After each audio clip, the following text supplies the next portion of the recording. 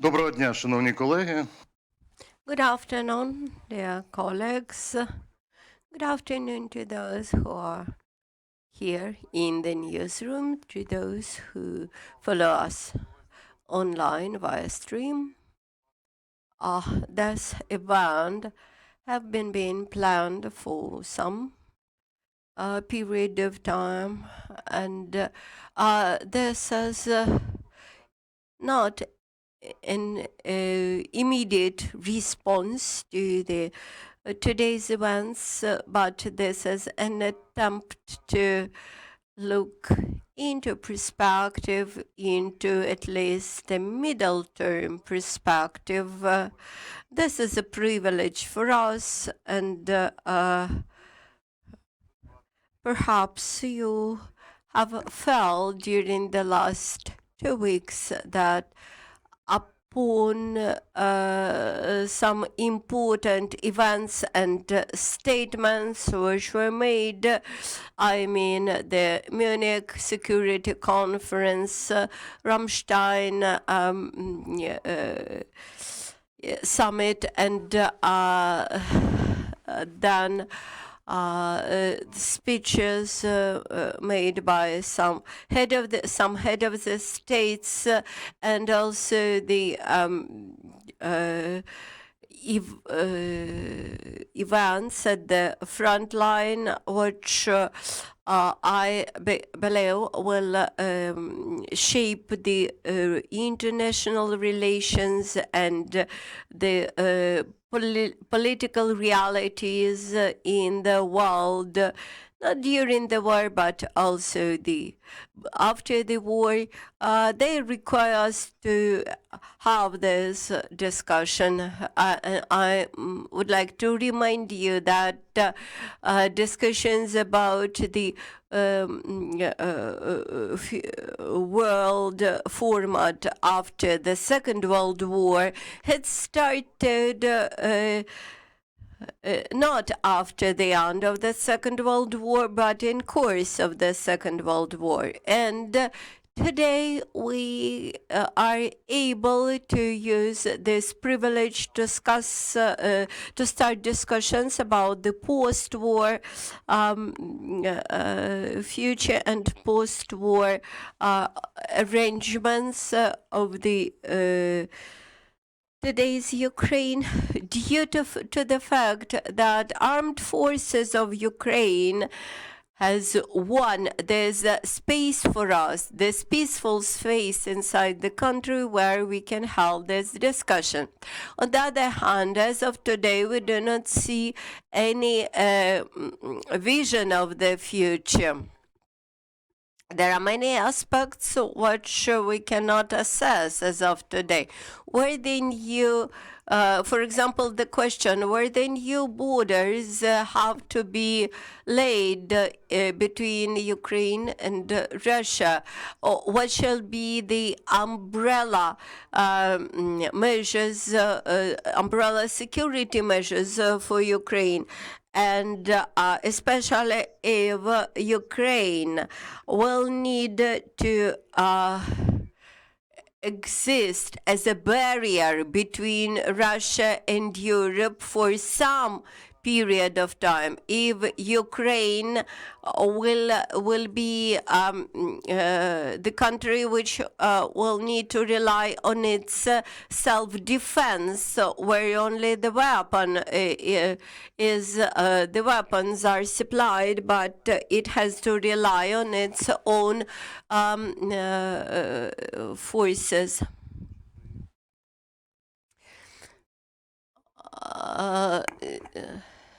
So the security guarantee scheme which is being discussed today, it does not provide any answer to the question which will happen after the war to our security. And what I can observe that at the level of the president, at the level of Ukrainian delegation to NATO, and Mr. Yehor Chernev member of Parliament. He is also the head of permanent delegation of Ukraine in the NATO Parliamentary Assembly. It seems to me that as of today, not much was discussed about Ukraine's accession to NATO. We hear much about Ukraine's accession to the EU. Various aspects are discussed, but not so much discussions are held about the security options for Ukraine. And here we have questions to which extent our partners are able to perform this function. And today we will discuss the main actors in the future global security field. And on the other hand, we need to think over what Ukraine has to do herself. We do not hear much about that in the public discussion, and from discussions in Ukraine around the so-called peaceful plan proposed by China, we may come to conclusion that we have multiple opinions and visions in Ukraine as to the security aspect. Of course, much here depends on our successes at the front line, in the theater of war. As of now, my opinion is that the diplomacy of war plays the leading role in defining our vision of the global picture, while in the future this should be the diplomacy of peace. We are joined by Mr. Volodymyr Yelchenko, permanent representative of Ukraine in the UN till 2018. The next issue for us is how to assess the recent success of the resolution, pro-Ukraine resolution in the United Nations. A huge number of countries supported the resolution for withdrawal of the Russian troops from Ukrainian territory, but whether we can expect that this tool will become efficient and operational, and that it will help us to restore our territorial integrity. My stance is as follows. We made much, but we have made also many mistakes in the prediction, first of all, in the reforming process in Ukraine, and then in the prediction of the full-scale war. Saying me, I mean not only myself, I mean Ukraine. On the other hand, in current situation, we have to think carefully how to respond with hybrid measures to the hybrid war which is waged against us. Economic sanctions, energy sanctions are available, but whether they are able to stop the war, or whether we may expect that this approach will continue, perhaps is more useful to look at the military response, stronger military response. Perhaps we should think about requesting not only for tactical missiles for Ukraine, but longer range, strategic range missiles for Ukraine. Today, we have brought together many outstanding people, strong analysts who have wide practical experience and who are visionaries to some extent, able to produce new ideas.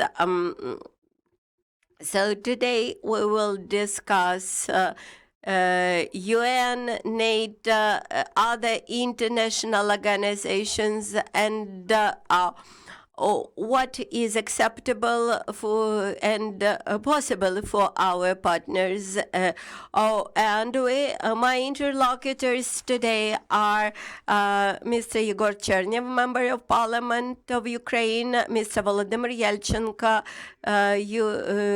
the Ukraine's representative in UN, and Mr. Pavlo Klimkin, Minister of Foreign Affairs of Ukraine up to 2019. Thank you, Mr. Charlie. Thank you for invitation to this interesting discussion here in the here in the Ukraine Crisis Media Center, and the interest in the international relations is basic if you wish to prevent a situation that you would be caught by some unexpected global events. And I would like to start with the discussion of those areas in which there exists general consent among the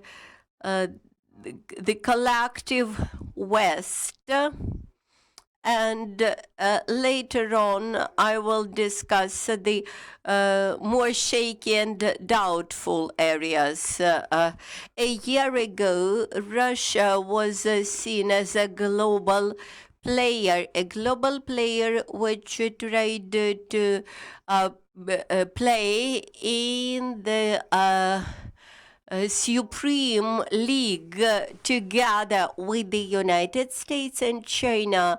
There were several security global issues as food safety, energy security,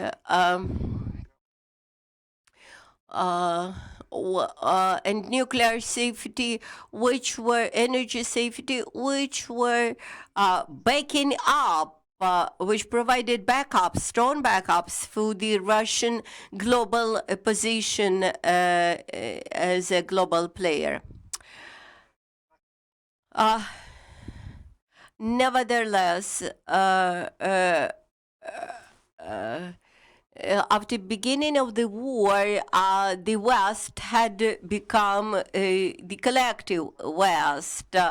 And secondly, after the beginning of the war, the sanctions were introduced, and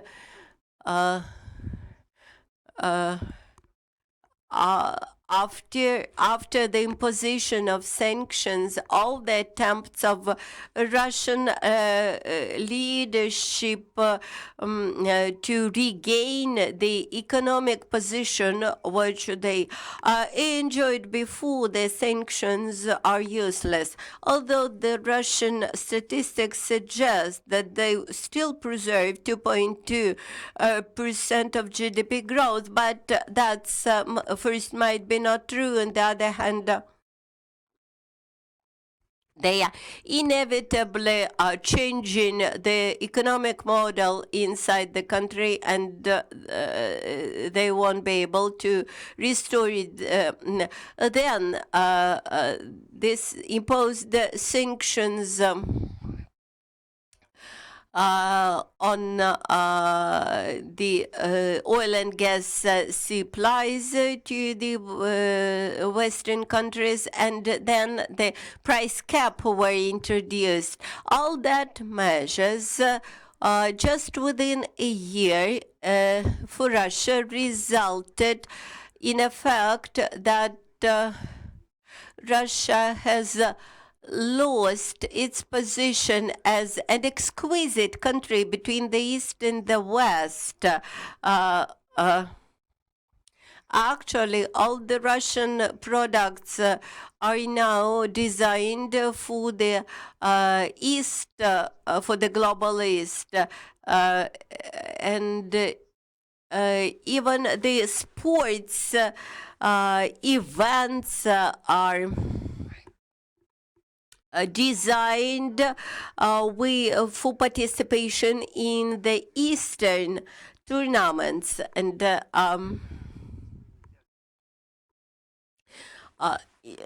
this actually suggests how today's Russia is being perceived in the West. As for the collective West,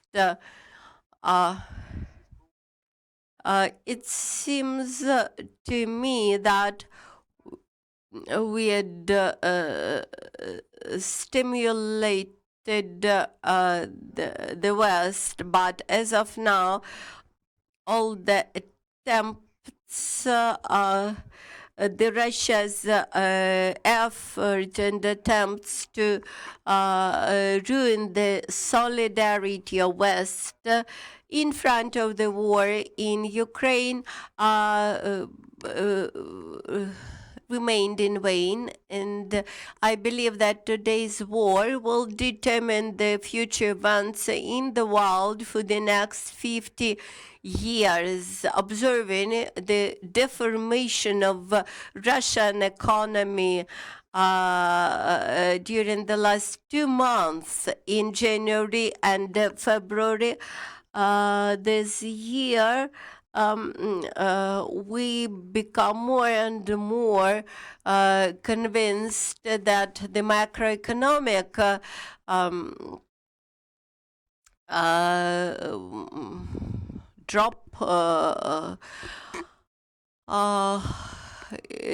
macroeconomic decline is being observed. The revenues had dropped considerably, almost 50%, while the expenses have raised considerably. And it seems to me that up to 80% of the Russian export will be now in the fuels and energy, which is under sanctions. This demonstrates that all the sanctions require some time lag to see the outcomes. The second, when all the decisions about new supplies of weapons to Ukraine and at the same time, we observe the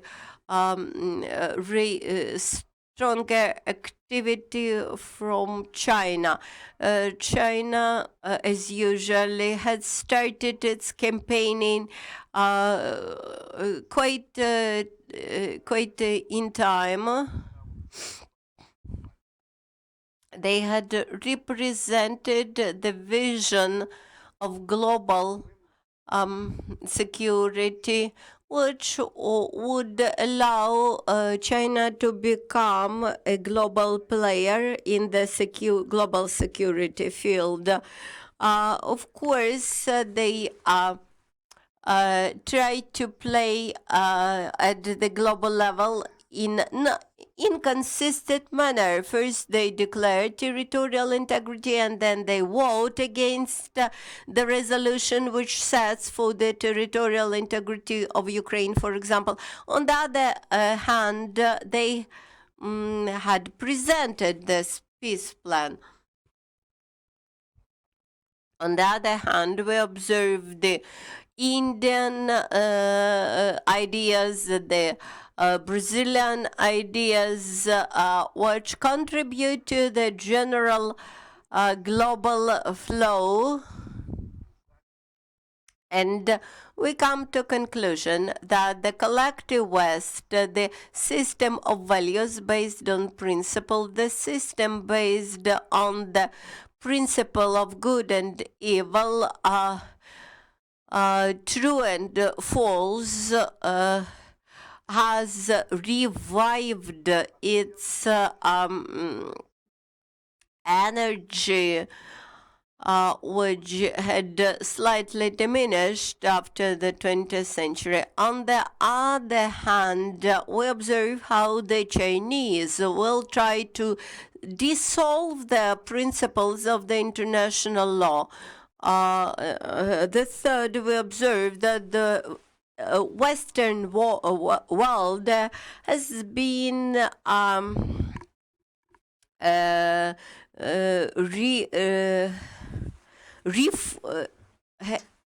has been reformatting and has been reloading. And while Russia cannot become self-sufficient and independent from the global world, China can do all that. And this means that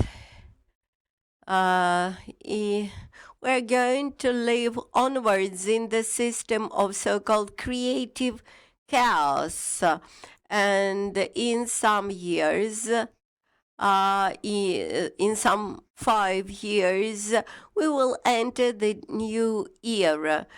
This means that we have several unique years for reformatting. Russia has started that series of intensive transformations, and now we have a chance to become a considerable part, to play our role in this new structure. We have to contribute to the strategic weakening of Russia. We can contribute to the reformatting of the Central Europe. We may expect that Europe in future will have new configuration against what we have seen before.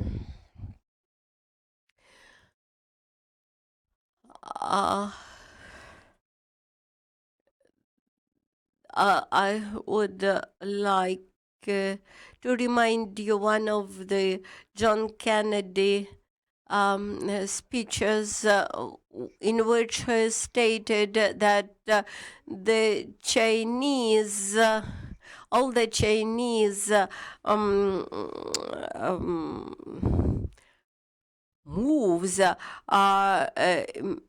contain simultaneously the opportunity and the threat. So we have to follow this bright scene and get ourselves ready both for challenges and opportunities.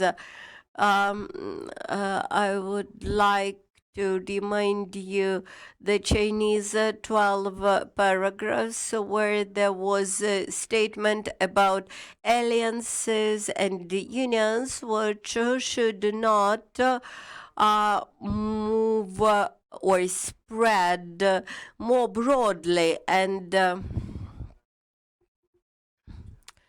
I recollect how Mr.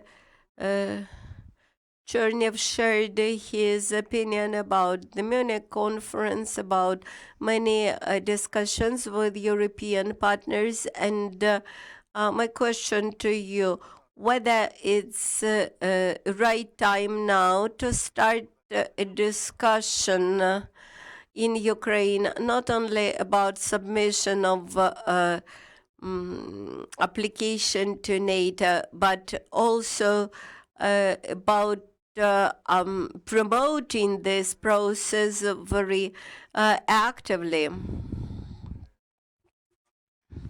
And what is the opinion about that of other potential other countries who potentially will decide on the accession? I mean, our immediate neighbors, big Western countries, and such countries as Hungary. Or what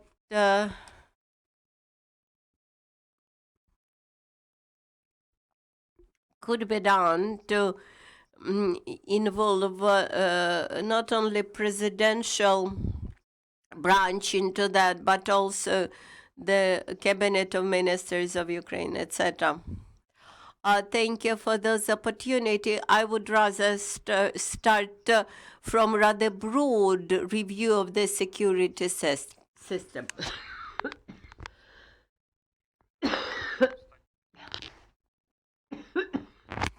Looking at the history of humanity, during the last 500 years,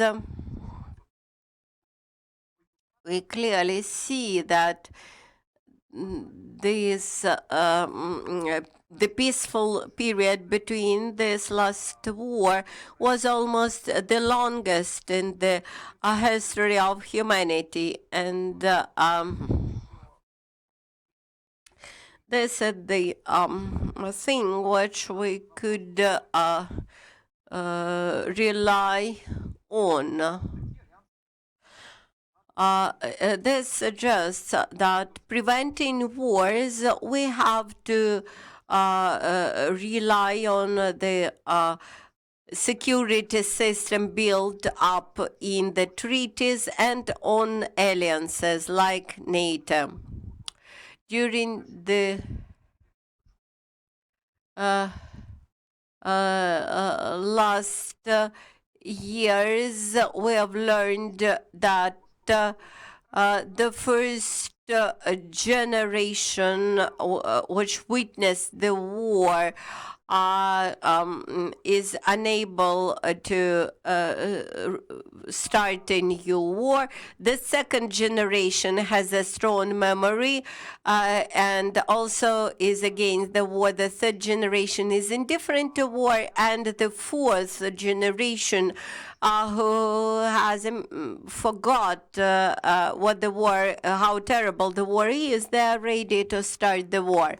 And in keeping that in mind,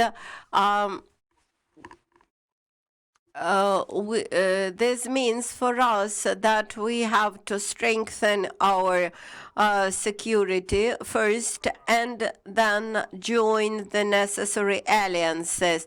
We either should think over new missiles with the range up to 5,000 kilometers, then we have to develop our new programs for modernization of military equipment. And on the other hand, we would like to join the alliance, which has famous Article 5 of the Washington Treaty. That is what we observe today, that despite the brave position of the Baltic countries, Russian Federation does not dare to cross the border because of the possible consequences of that, due to that Article 5. There is also such thing as sanctions, but actually these sanctions as a step made upon beginning of the war and I do not expect that the sanctions would play considerable role in the Russian economy till 2024. It seems to me that the Russians understand that also quite well, and this is the reason why they want to conquer as much territory as possible in the next 6 months to gain something to bargain in future. For Ukraine, there is also a window of opportunity to deoccupy as many territories as possible for the next 6 months in order to use this window of opportunity before the society get tired considerably. We understand that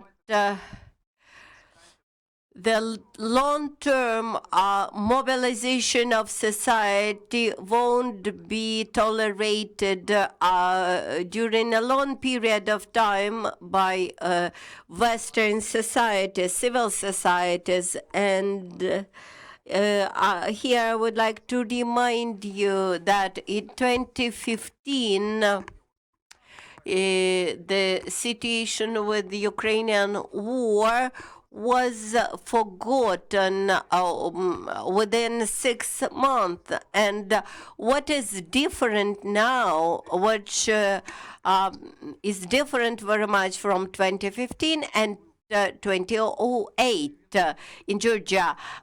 This suggests that the West has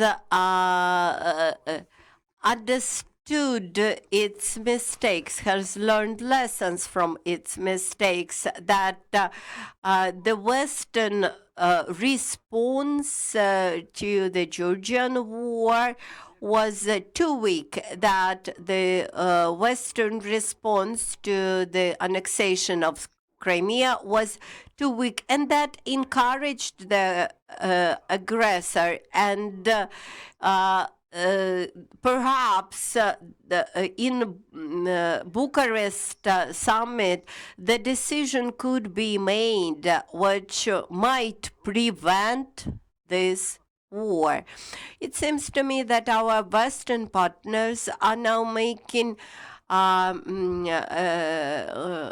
decisions that are more mature. And big lesson that they have learned, that authoritarian countries should not gain big rewards from the Western world, because Russia and China, who found themselves built into the Western economic system, they used the revenues from that to develop and build up strong armies, strong weapons to attack the democratic world. We had clearly seen how the North Streams, both Nord Streams, were stopped, how today Western companies relocate the most critical manufacturing from China to their motherland countries, parent countries, and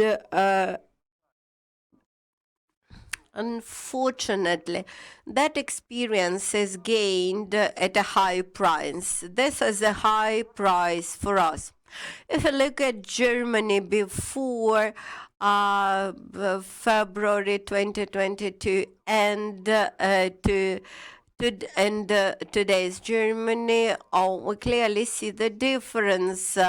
By February last year, Germany believed Russia were their good neighbors and reliable commercial partners. and they are taking very decisive and strong steps in changing that situation. Some people see it as a slow process, but I should say that this is a very radical move for Germany. As for Ukraine's accession to NATO, the process of Ukraine's accession to NATO, here we have rather specific issues and rather specific outputs. Our position is very clear. Ukraine has to become the NATO member, and this will depend on the purely political decision made by 30 or 32 countries. And among those countries, we have three groups of countries. The first group comprises our immediate neighbors who understand the situation and suggest that Ukraine should immediately access NATO without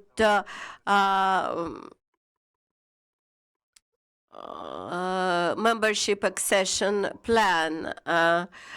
There is second group of countries who believe that a sort of membership accession plan is needed because Ukraine is not ready. The third group of countries keep saying, let us wait until the end of the war. We all understand that the leaders in the process are the United States, despite the fact that they deny that. And when I encourage the United States to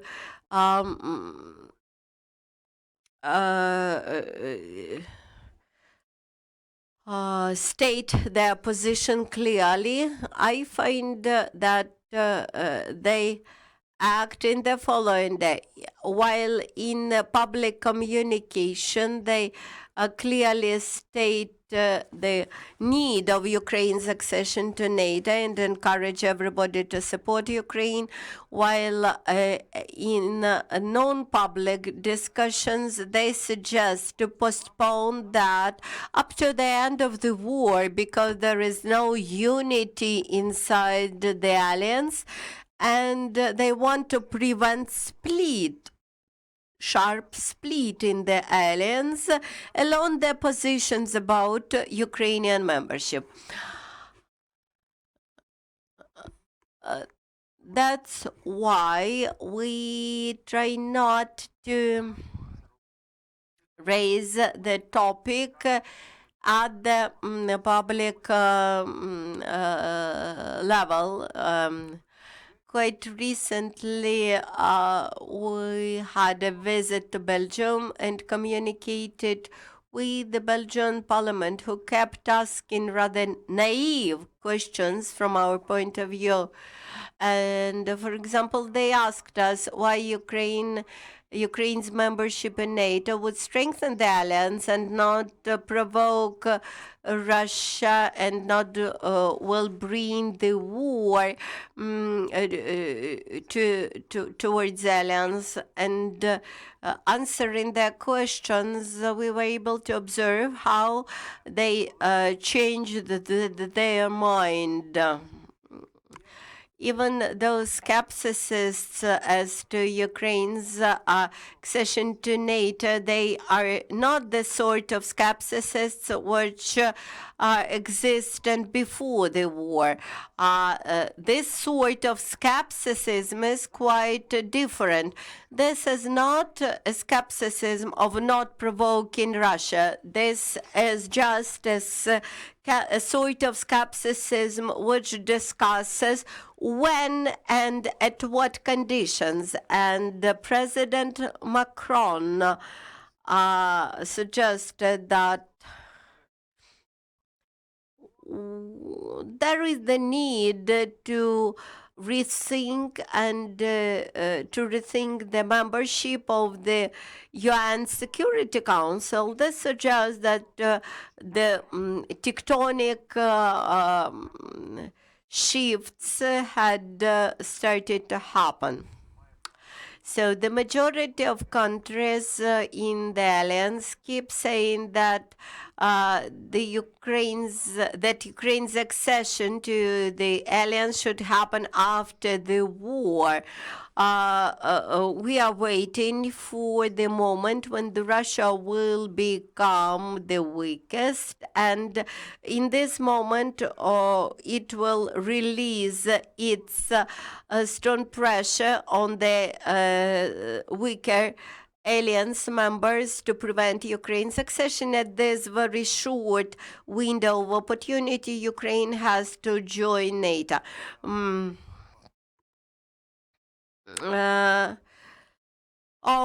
Thank you for this quite clear explanation. And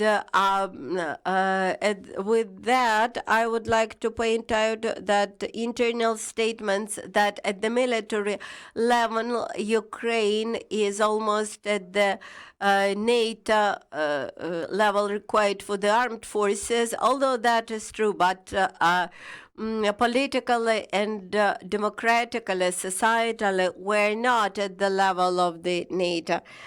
Because NATO is not only military, this is also political and social union, so to say.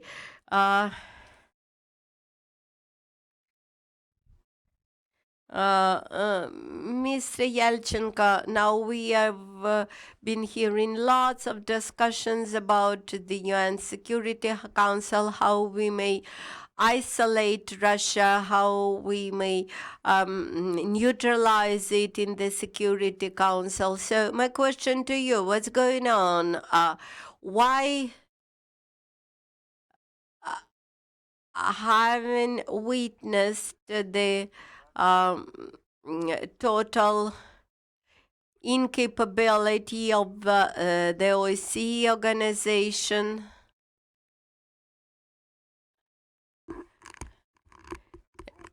and why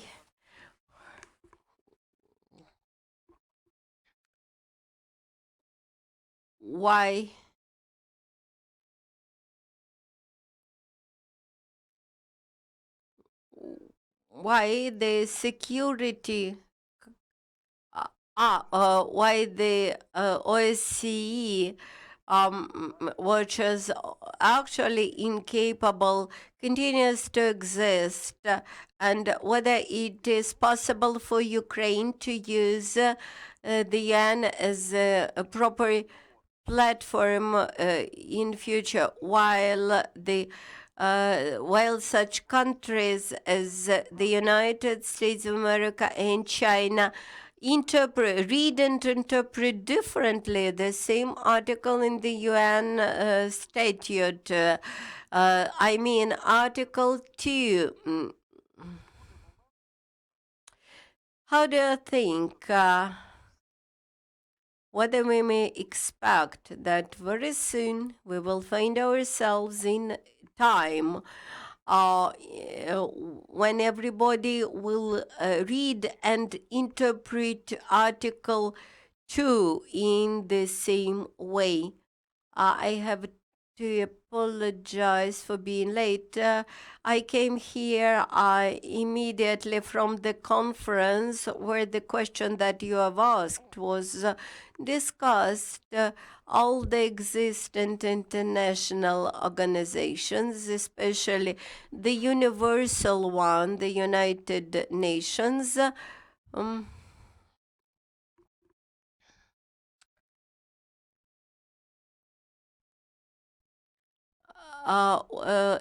such regional organizations as NATO and the EU,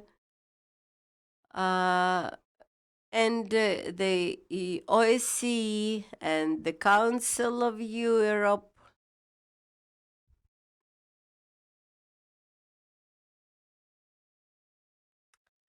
They are approximately of the same nature. the issue is that, unlike in the OC, in those other organizations, Russia plays a different role. All those organizations were established on the so-called complementary basis after the Second World War. I mean that they were designed in a way to attract as many members as possible.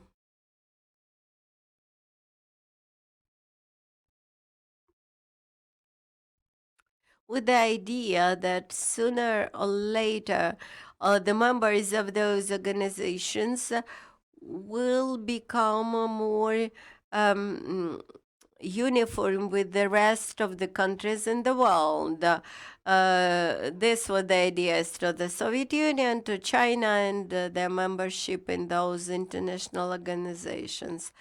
And eventually, we have reached the point where the collective security system laid down in 1945, or better to say, in 1972,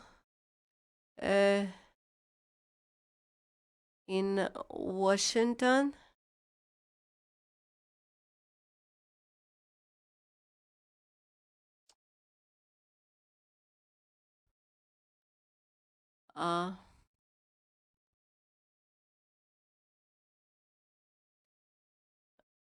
We should not expect that there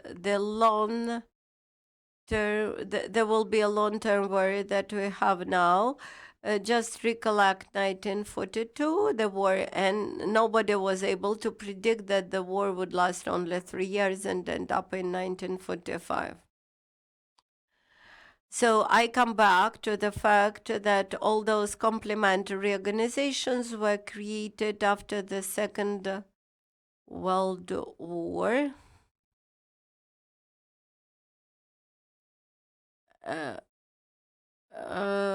Some years ago with President Poroshenko, we had discussions that to reform at the United Nations, we might need the Third World War. But actually, today we witness the beginning of the Third World War.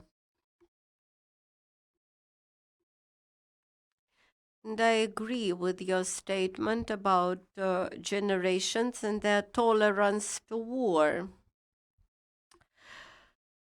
In my personal opinion, it is not possible to reform the United Nations.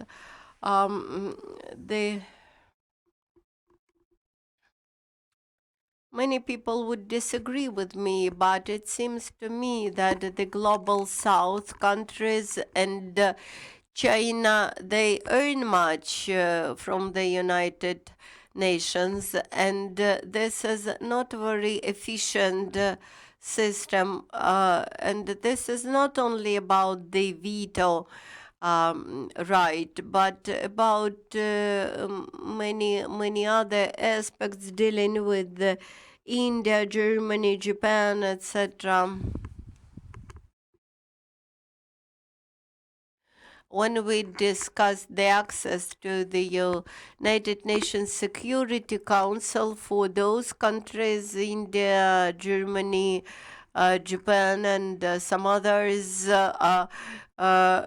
the Security Council members agree, but without right to vote. This is not possible.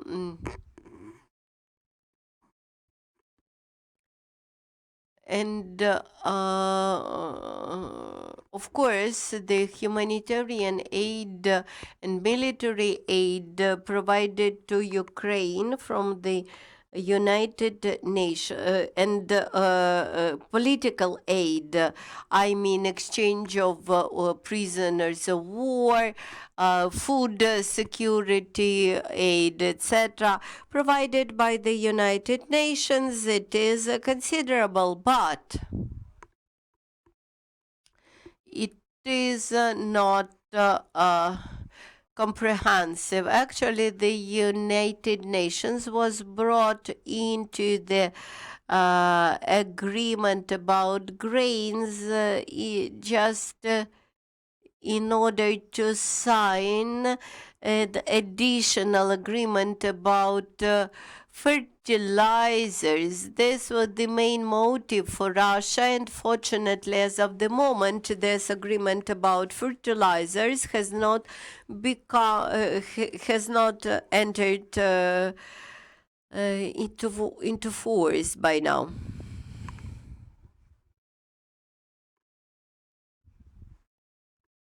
The main issue to all that is about Article 51 of the United Nations, which says that in case of military attack on the nation, it has the right for self-defense, either individually or collectively.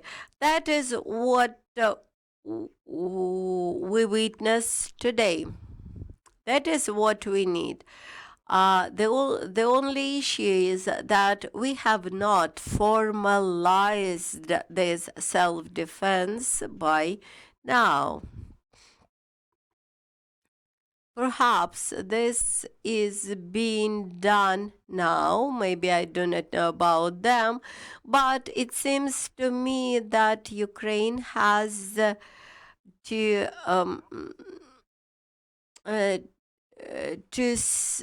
issue a sort of statement or declaration from Ramstein Plus with a reference to Article 51. Why? Because Article 51 provides for a set of sanctions, and the country which has become a victim of the aggressor, it may impose sanctions. When China keeps saying that there should be the UN sanctions, which would be legitimate, then Ukraine has to make steps to impose that sanctions via the system of the United Nations. What else could be used? Then the principle united for peace. Now, many comparisons with the Korean case are not popular, but united for peace was a solution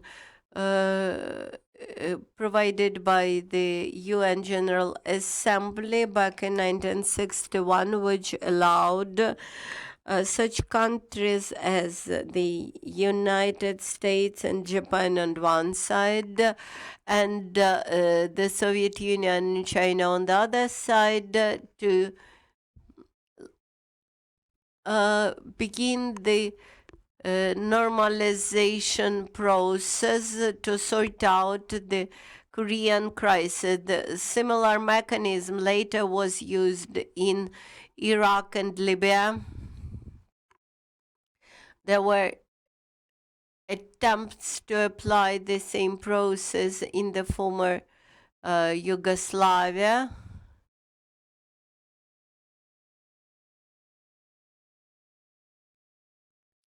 This principle proved its instrumentality several times,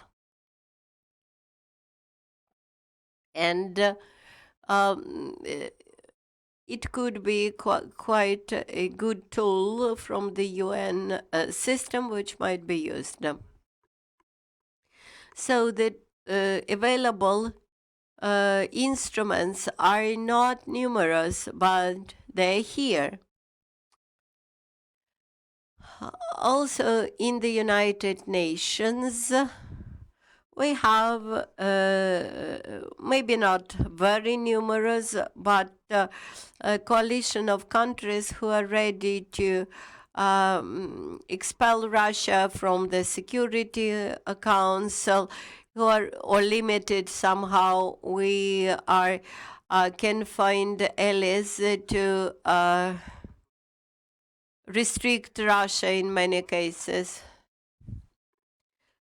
I would like to refer to those instruments to which the resolution refers. Um, does it mean that all the countries which you mentioned, they support Ukraine's ability to deoccupy Crimea? Yes, there was a trade-off between the authors of the resolution, the drafters of the resolution,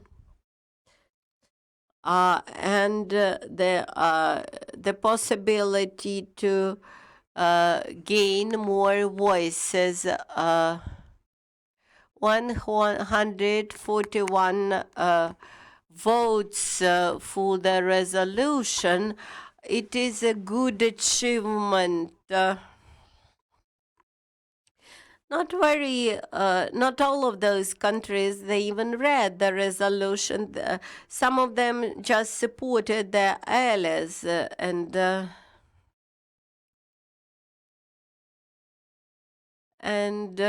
actually this is the document which cements the anti-Russian coalition. They are not all pro-Ukrainian, but they are all against Russian, and the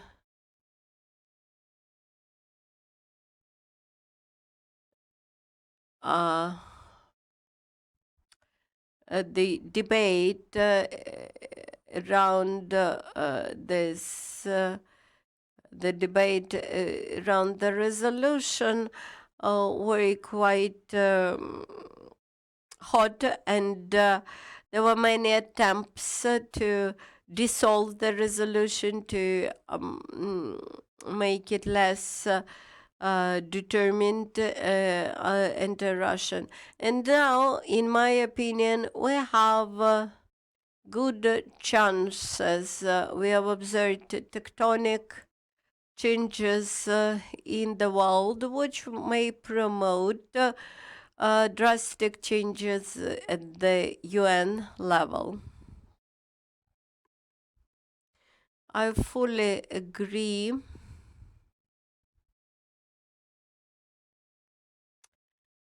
that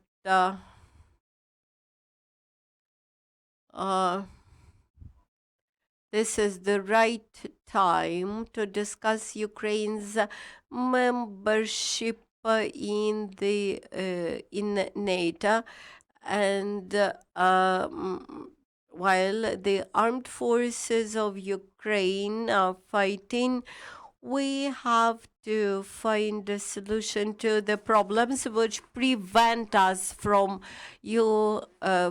NATO accession.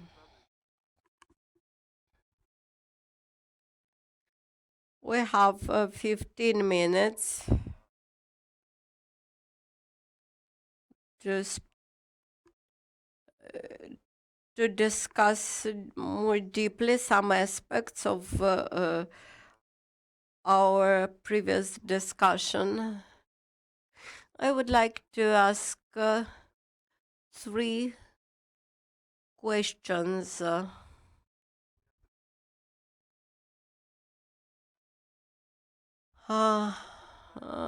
are following 3 questions. The first question is the one which we can often hear in mass media at official level. While there's Ukrainian Russia, whether there's a Ukrainian-Russian war or Russian-Ukrainian war, has to end with the peace agreement, because all of us know the cases in history where wars were over and there were no peace agreement.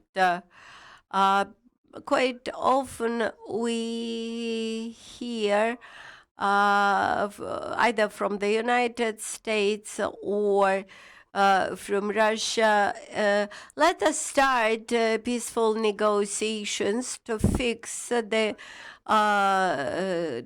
occupied territories. The second question.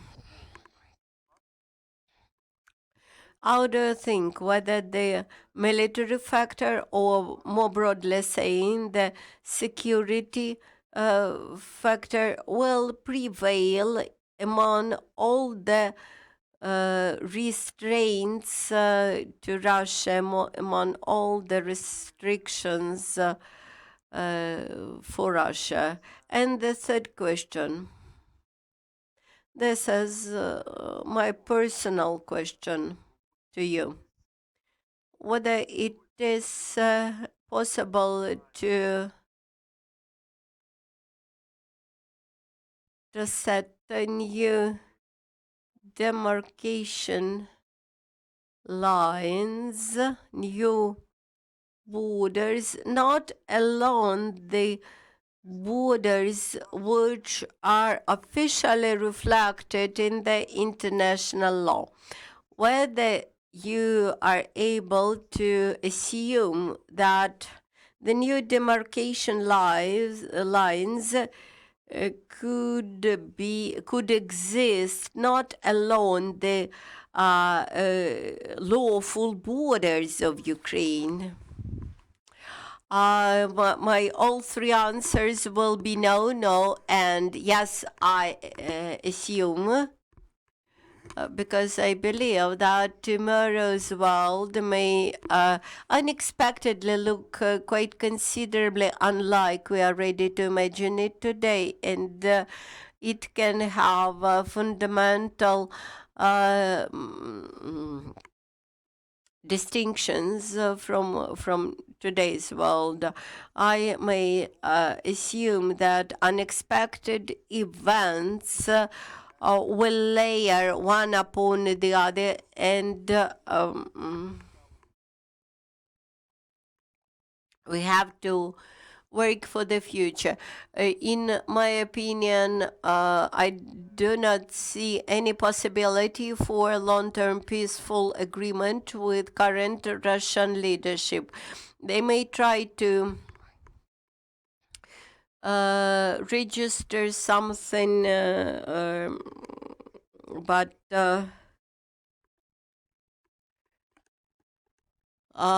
this chance could not become the key chance for today. The second, I believe that restrainment should become comprehensive. The future control over armament should be based on gradual and controlled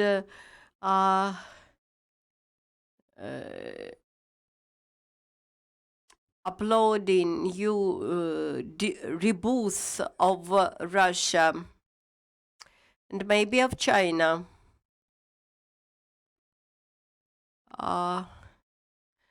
And actually, this is not only about strategy. This is about tactics.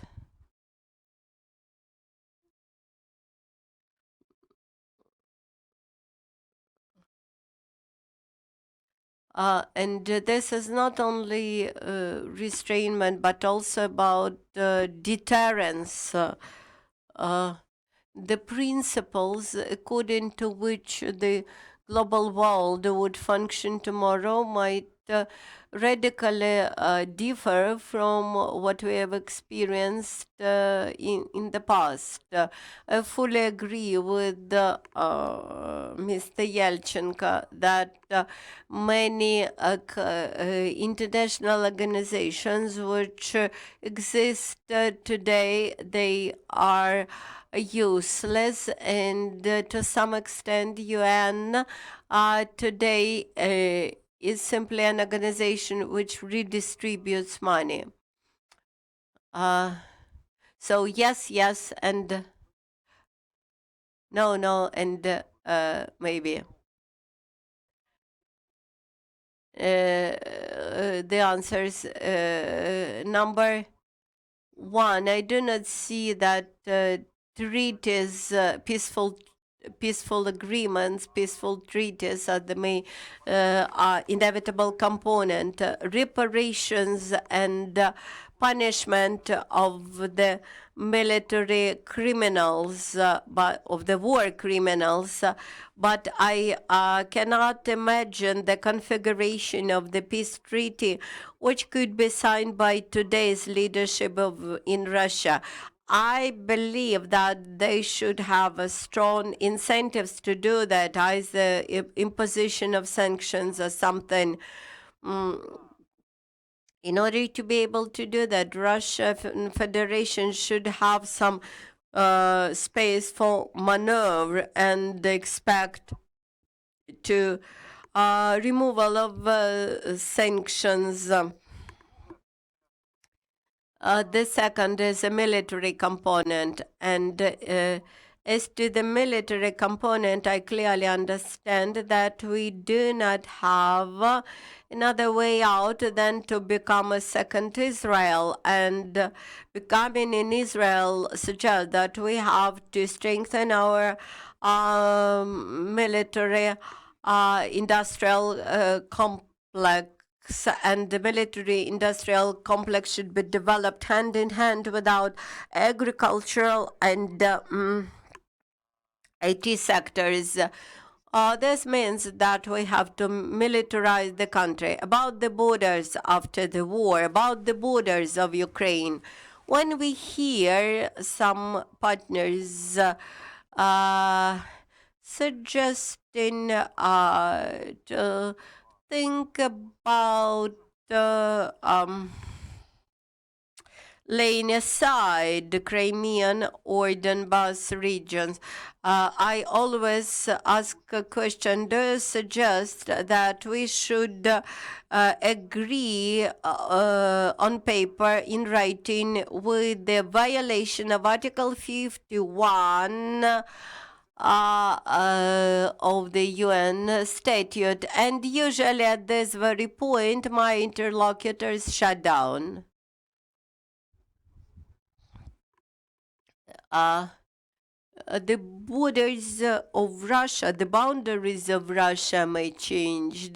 I suggested that not only Ukrainian borders may change, but also the borders of Russia may change. And this may be true not only about Russia.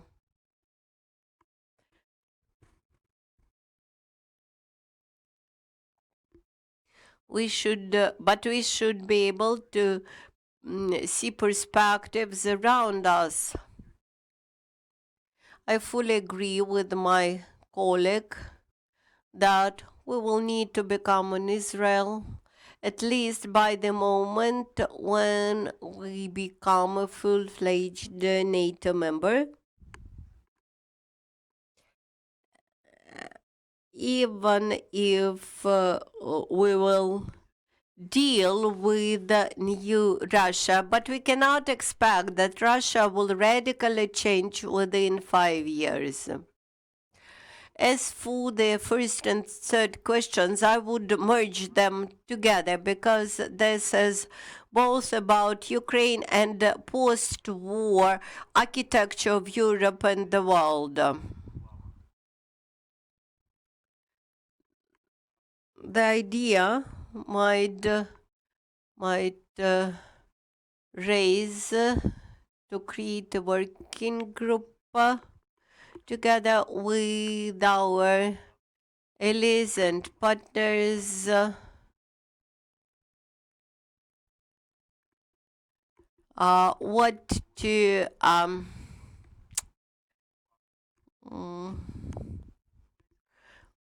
what to lay down in the future peace agreement we have President Zelensky peace statement. We have at least two statements of the Big Seven, which are about the war crimes.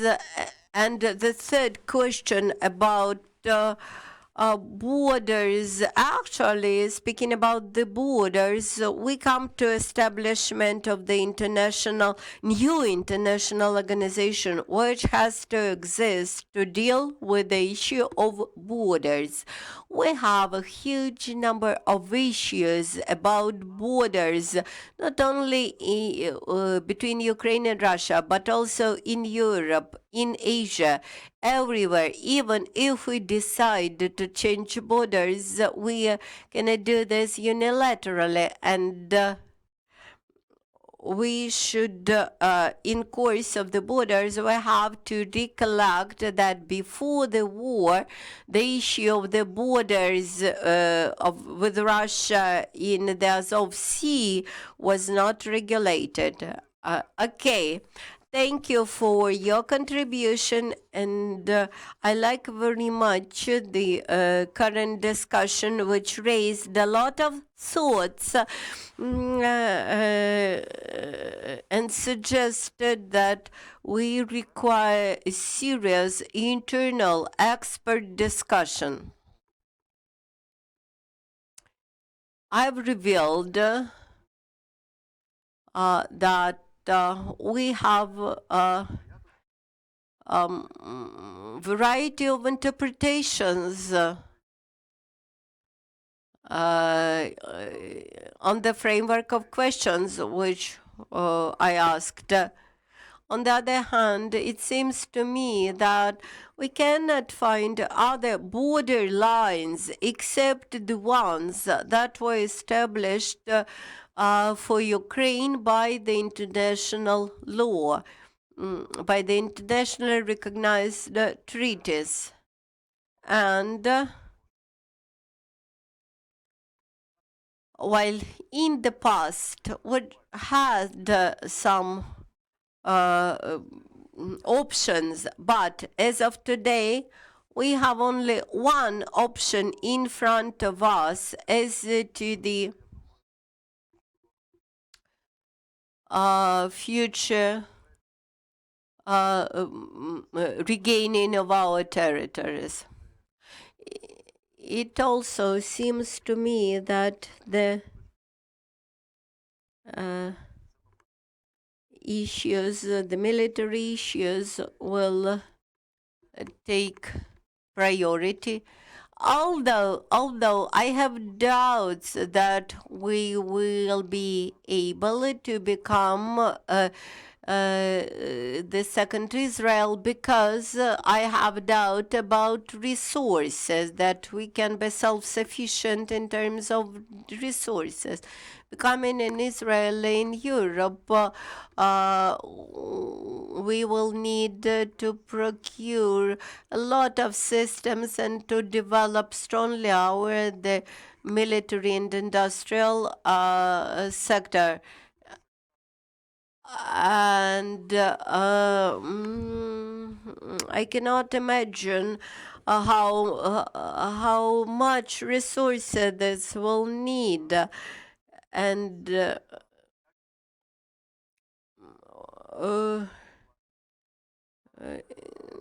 but I agree that we need to strengthen our armed forces technically, but I have doubts that Ukraine will be able to defend the European border from Russia unilaterally without foreign support. And thank you for this discussion. This stream will be disseminated among our partners abroad, and I believe that the discussions like today's discussion should be held not only internally, they should become broadly public, and our military, both men and women, fight today at the front line for the country which has to become a better country, more and better defended with higher level of development, high European law, and the country which has to become more secure. Thank you for all your thoughts. Thank you for your presentations, and we will continue the series of serious discussions about Ukraine's security. I believe that this will contribute to discussions at the official level. Thank you for your attention.